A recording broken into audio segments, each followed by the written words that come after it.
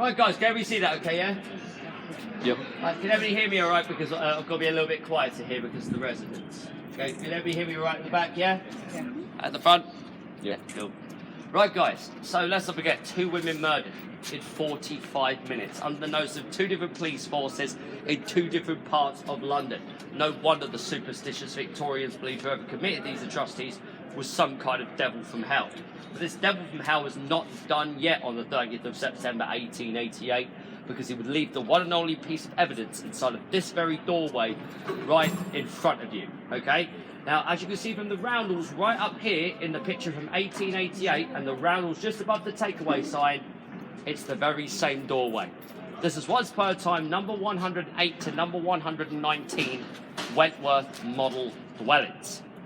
And it was at 2:55 in the morning on the 30th of September 1888, a policeman by the name of Alfred Long, who was of the Whitechapel Police. He's coming around the corner here, shining his lantern through the doorways of this building. And when he shines his lantern inside of the doorway right there, by the base of the stairs, found a piece of Catherine Eddowes' apron that the killer had discarded inside of the doorway after using it to clean his hands and clean his knife of what he'd taken her not an hour or so beforehand, not even 5 minutes away from where I was standing.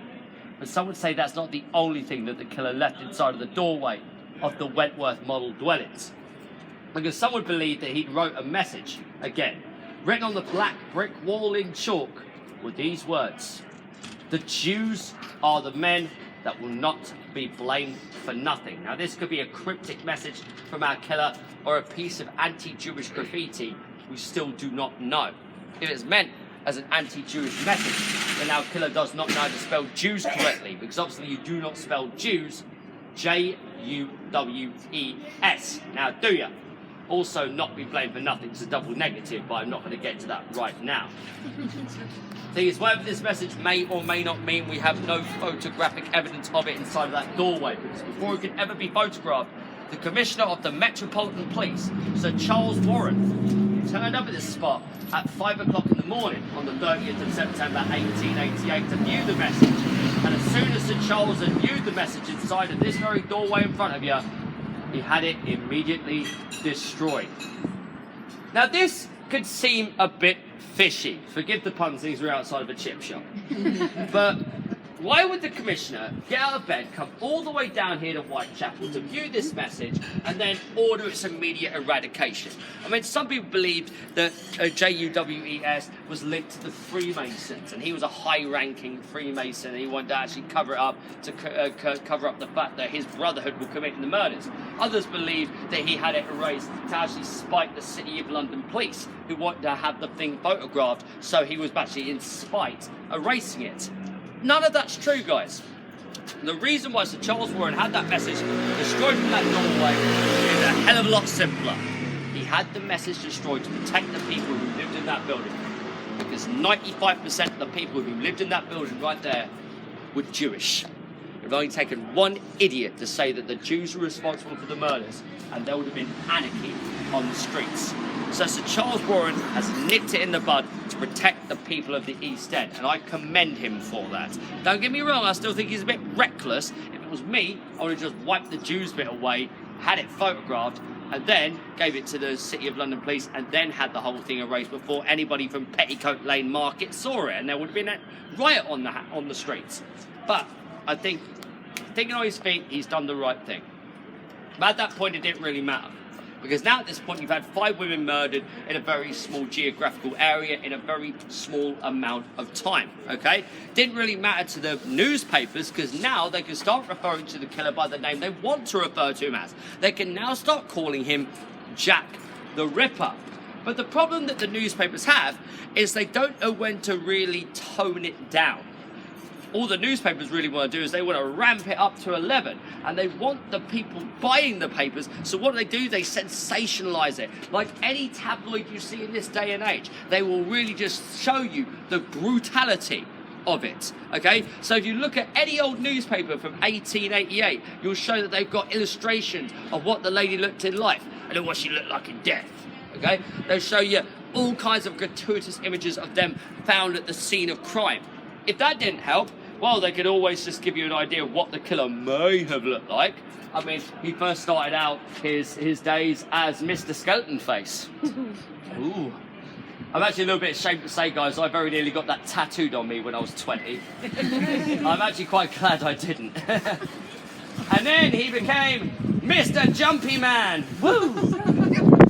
I actually heard of a friend of mine that how he's got the big nose and the big chin and the horns is actually supposed to be anti-Semitic, and that the newspapers actually want to stir up anti-Semitic feelings in the area. Okay, so there's one for you.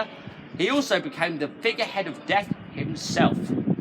Thing is, throughout all of this, is what led the people of the East End into abject fear. I mean, many of the men around the area believed that the police could not do the job on their own. So they started up a series of vigilance committees. In fact, the largest was led by a fellow by the name of George Lusk. It was with George Lusk, though, that we received our next letter. And this is like, I only show you 2 letters on this tour because at the time of the murders, and throughout the whole of October 1888, 500 letters were sent to the newspapers and to the police alone. But one letter was sent to George Lusk, the leader of the Whitechapel Vigilance Committee. And I only show you this letter, okay, because it's rather important, because the story behind it is even worse. Now, George Lusk, he was actually working with the police to actually go out and get some of his men to work alongside with the coppers who were, you know, unknown of the area, because they had to get in reinforcements from Whitehall. And they didn't know Whitechapel for the hell of them, okay? So they're going from Big Ben to, you know, Whitechapel. So, his lot shown them around. And it was mentioned a lot in the papers about George Lusk. So, I'll show you again. There is George Lusk, okay? Now, he was getting noted in the papers. And on the 15th of October, 1888, George Lusk, at 8 o'clock in the morning, is sat down to breakfast with his wife and his 2 daughters, when a parcel was just delivered right through his door, okay? Now, his little 7-year-old daughter picked up the parcel and went and ran it to her dad. And when he noticed that this little parcel, don't get me wrong, it's only that big, okay? It's only that big. He's noticed there's blood seeping out of it. Now, he ordered his wife and his 2 kids out of the room, and he opened up the parcel, and the first thing he found inside of it was this letter. But what was underneath of the letter is probably what would warrant its address, and its address was from hell. It read as so: Mr. Lusk, sir, I'll send you half the kidney I took from one woman. Preserved it for you. The other piece I fried and ate. It was very nice. I may send you the bloody knife which took it out if you only wait a while longer. Sign, catch me when you can, Mr. Lusk. Because underneath of the letter was half of a human kidney. It was believed that that was the kidney of Catherine Eddowes, and that was the actual true letter sent by the killer. The Dear Boss letter was actually discredited by Abberline as being the work of the media. I personally believe that myself. Whoever wrote that must have some either in-depth knowledge of the actual kidney, because that wasn't even printed in the newspapers at the time. Thing is, now everyone's on a knife's edge. They don't know when the killer's going to strike again. The local men of the area are going out at night, you know, knocking on doors, you know, trying to hunt the killer down, you know, probably beating up their own friends as well until they get arrested. The local women of the area are absolutely terrified, and all along the way, the newspapers are depicting this, and they're making bank out of it. But throughout the whole of October 1888, the only month when there's actually fog on the streets of the East End, it's the 1 month when the killer didn't strike. And it's kind of obvious why he didn't strike, guys. Because if everybody's out looking for you and you've got no prey on the street, what's the last thing you're going to do? You're not going to poke your head out the rabbit hole. So you're going to let yourself stew. And you're going to let all that fester in you. And you're going to wait till you strike again. But when the killer does strike, for the 6th and final time, it'll be his most brutal crime of them all. And where that would happen, my friends, is just down the road. And that's where I'm going to take you guys to now. So let's go.